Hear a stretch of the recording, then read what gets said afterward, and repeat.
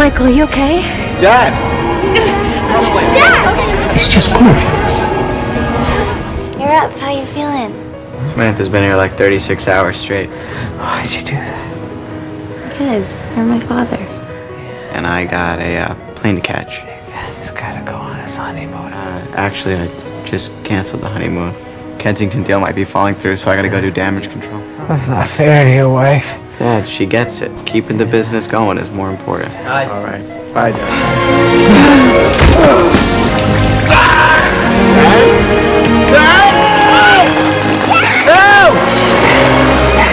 Family comes first.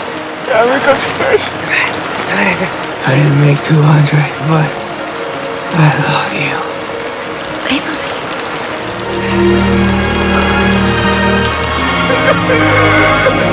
you.